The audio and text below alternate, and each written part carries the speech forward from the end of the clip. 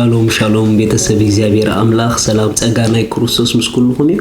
ከመይ ጸኒሕኩም አናሐኩም ሰላሕ አዲኔ ሎም ድማ ንዝበለጸ መዓልቲ ንኾን ድበለጸ ቃል ድብል ፕሮግራም ሒዝና መጺና ኣለና ሎም እንካፈሎ ነዚ መዓልቲ ዝኾን ሓጺር ቃል አገልገልቲ ክምርመሩ የድሊ ዝብል እዩ አገልገልቲ ክምርመሩ የድሊ ሪኹም ንጎይታ ምስ አመና ኩልና ናይ ክርስቶስ አካል ኮይና ኢና ኩልና ድማ አገልገልቲ ሓድሽ ኪዳን ንኽንከውን ከአልቲ ጊሩና ይጎይታ ነገር ግን ኣብቲ እግዚአብሔር አምላክ ንህይወትና ዝመደቦ ጻዊዒት ስፍራ ኣብኡ ብግቦ ሓላፍነት ወሲድና ክንዓይ ክንሰርሕ እንተዳ ኮይና ግን ዝሓተና አካይዳ ኣሎ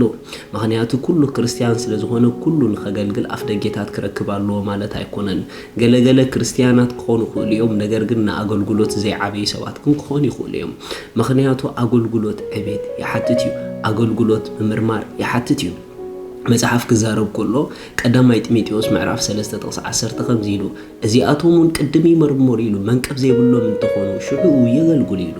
ሪኹም ኣገልግሎት ከተገልግሉ ከለኹም ነታ መንግስቲ ኣወኪልኩም ንቀድሚት ሓሊፍኩም ትራእዩ ስለዘለኹም ከምቲ ጢሞቴዎስ ንስኻግም ብኩሉ ኣርአያኹም ዝበሎ በቃል በእምነት ብትዕግስቲ ብንብረትካ ኩሉ ኣርአያኹም ኢሉ ስለዚ ከም ኣገልገልቲ ንቀድሚት ክንወጽ ከለና ኣትሊስት ሰባት ነቲ ጽሑፍ ኣባና ከንብብዎ ይግባእ እዩ ነቲ ጽሑፍ አባና ክሪእዎ ይግባእ እዩ በእምነት ዲዩ በዓቅሊ ዲዩ በባህር ዲዩ በስተፈላለየ መንገዲ ኣርአያ ናይ ክርስቶስ ኮይና ንቀድሚት ክንሓልፍ ይግባእ እዩ ስለዚ ብዙሕ ግዜ ኣብ ቤተ ክርስቲያናት ብዙሕ ሰባት ኣገልግሎት ዘይተዋሃቡ ብጣዕሚ እዮም ድኽርዩ ግን ነቲ ኣገልግሎት ደልዮሞ ዘለዉ ንዕኡ ዝበቃ አካይዳ ክኸዱ ከም ዝግብኦም ግን ኣይፈልጡን እዮም ምክንያቱ ንኽነገልግል ኣብ ኣገልግሎት ደው ንኽንብል ቤተ ክርስቲያን ኣሚና ሓላፍነት ንኽትበና መጀመርታ ክትዕዘበና መጀመርታ ክትምርምረና ይግባእ እዩ ምክንያቱ መጽሐፍ ቅዱሳዊ ሓቂ እዩ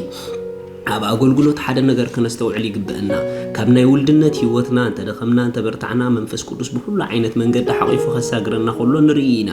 ኣብ ኣገልግሎት ግን ፍልይ ዝበለ ካይዳ ከም ዘሎ ግን ኣይትረስዑ ካብ ኣገልግሎት ዶ ምባል ከም ዘሎ ምስጓግ ከም ዘሎ ግን ኣይትረስዑ እንታይ ማለት ካይ ምስጓግ እንድሕሪልኩምኒ ቤተ ክርስቲያንኩም ካብታ ኣሚና ዝሃበትኩም ስራሕ ኣግባብ ብደለዎ መንገዲ ደይትኸዱ እንድሕርኮንኩም ደው ከተብለኩም ካብ ኣገልግሎት ከተውፀኩም ስልጣን ኣለዋ እዩ ምክንያቱ ከም ድላይካ ጌርካ ንእግዚአብሔር ምግልጋል ኣይፍቀድን እዩ ንእግዚአብሔር ከምቲ ንሱ ዝደልዮ ጌርና ከነገልግሎ እዩ ዝግበአና ስለዚ መጽሐፍ ቅዱስ ስለ ኣገልገልቲ ክዛረብ ከሎ መጀመርታ ይመርመሩ እዩ ይሲ ንኣብነት ስለ ኤጲስቆጶሳት ክዛረብ ከሎ ንቤቱ ጽቡቅ ገይሩ ዘይመሓደረስ ነታ ቤት ኣምላኽ ከመይ ገይሩ ከመሓድራ ኢሉ ሪኢኹም ሲምፕል ኣብ ገዛኹም ብግቡእ ከተመሓድሩ ደይትኽእሉ እንድሕርኮንኩም ነቲ ቤት ኣምላኽ ከተመሓድሩ መራሕቲ ክትኮኑ ኣይትኽእሉን ኢኹም ምክንያቱ መሪሕነት ዝሓቶ ዕቤት ኣሎ መሪሕነት ዝሓቶ ስብእና ኣሎ ንመሪሕነት ዝኸውን ስብእና ክሳዕ ከተጥሪ ዘይከኣልካ ናይ መሪሕነት ስፍራ ክትቆጻጸር ከዓ ኣይፍቀደካን እዩ ስለዚ ነብስ ወከፍና ንእግዚአብሔር ምግልጋል ክብሪ እዩ ንእግዚአብሔር ምግልጋል በረኸት እዩ ቤተ ክርስቲያን ኣሚና ኣፍደጌታት ክትከፍተልኩም ኮላ ነቲ ዝኸፈተትልኩም ኣፍደገ ብግዴታ ይትግበርዎ ብንጹህ ልብን ብፈቃደኛ ኣእምሮን ግበርዎ ምክንያቱ እግዚአብሔር ካብ ሕጉስ ልቢ ዘይወጽእ ነገር ኣይፈቱን እዩ ብዙሓት ሰባት ኣገልግሎት ክትቦም ኮለኻ ነገር ግን ትትቦም ዘለኻ ኣገልግሎት ንዕኦም ጽቡቕ ኦፖርቹኒቲ ትቦም ከም ዘለኻ ንዕኦም ዓብ ዕድልቲ ምዃኑ ኣይርድኦምን እዩ ዳስ ዋይ እንዳለመንካ ከተገልግሎም እዮም ዝደልዩ ነገር ግን እቲ ሓቂ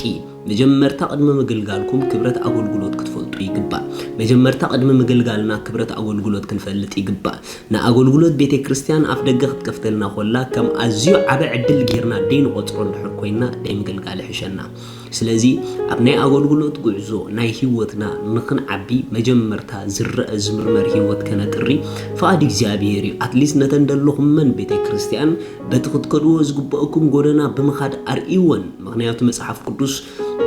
ንጢሞቴዎስ ኩምዕዶ ከለኹም ኢሉ ንርእስኻ ከም ፍቱን ዓይ ኢሉ ሪኢኹም ከም ፍቱን ዓይ ኣቅድሚ ኣምላኽ ከተርኢ ጻዕር ኢሉ ኢየሱስ ጎይታይ ኣምላኽ ንባዕሉ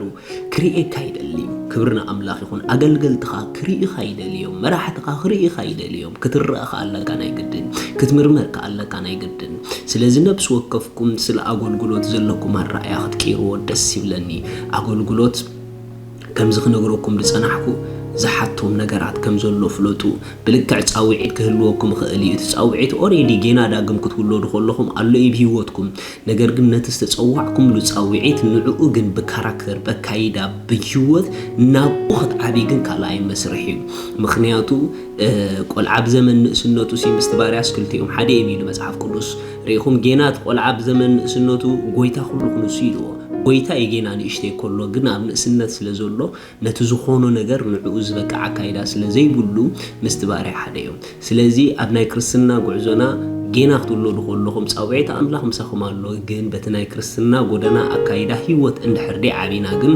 ነቲ ተጸውዕናሉ ዘለና ጻውዒት ንዕኡ ክንመላለሶ ጌና ሰዓትና ያኸለን ማለት እዩ ስለዚ ሰዓትና ንርሕቆን ንቕርቦን ባዕልና በካይዳና በተዓባብያና እዩ አገልጋሊ ክምርመራሎ ተመርሚሩ እስተአመነሎ አገልግሎት ክወሃበሎ ነዚ ፈቲናም ቆቦላለና ንስኹም ብሉጻትን ክቡራትን ይኹም ሻሎም